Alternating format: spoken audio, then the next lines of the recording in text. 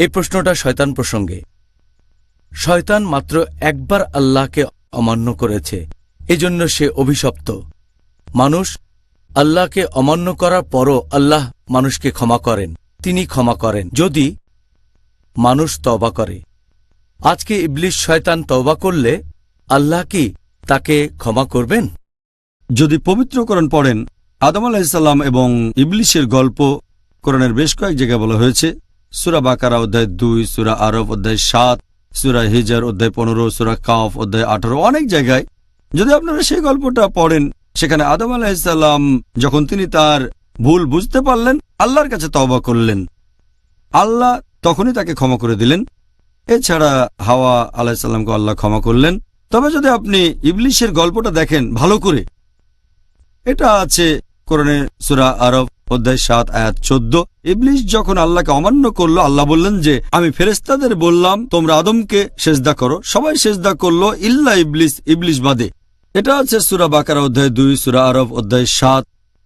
তবে আল্লাহর কাছে তওবা করার বদলে ইবলিস বলল, এটা আছে সূরা আরফ অধ্যায় 7 আয়াত 14, যে পুনরুত্থানের দিবস পর্যন্ত তুমি আমাকে অবকাশ দাও। এখানে অবকাশ মানে আমার শাস্তিটা তুমি দেরিতে দাও, আমাকে একটু অবকাশ দাও, তারপর দেখো কি করি। সে আল্লাহ তাআলাকে চ্যালেঞ্জ করেছে।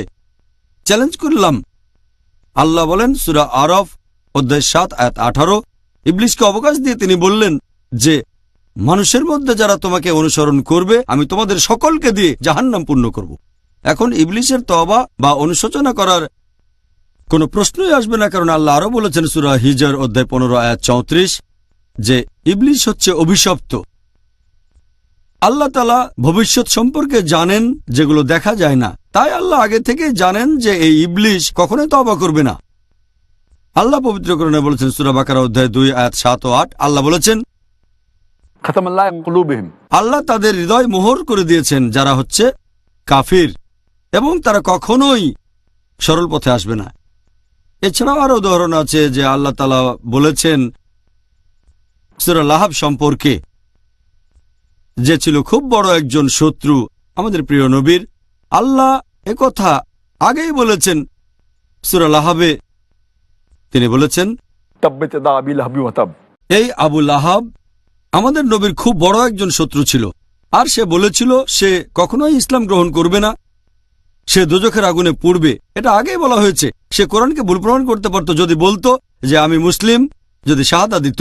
10 বছর সময় পেয়েছিল, কিন্তু সে মুসলিম হয়নি। আল্লাহ জানতেন সে তওবা করবে না। কিভাবে আল্লাহ সুবহানাহু ওয়া তাআলা জানেন ইবলিস কখনোই তওবা করবে না, সেজন্য তিনি বলেছেন নিশ্চয়ই ইবলিস তোমাদের প্রকাশ্য শত্রু। আল্লাহ কোরআনে বলেছেন সূরা বাকারা অধ্যায় 2 আয়াত 167 যে হে মানুষ জাতি, সাবধান থাকো খুতুওয়াত শয়তানের ব্যাপারে, মানে শয়তানের পদচিহ্ন, কারণ নিশ্চয়ই সে তোমাদের এক প্রকাশ্য শত্রু।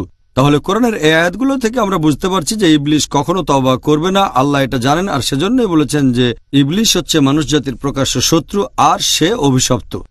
তাই ইবলিস কখনোই তওবা করবে না, ক্ষমা প্রার্থনাও করবে না।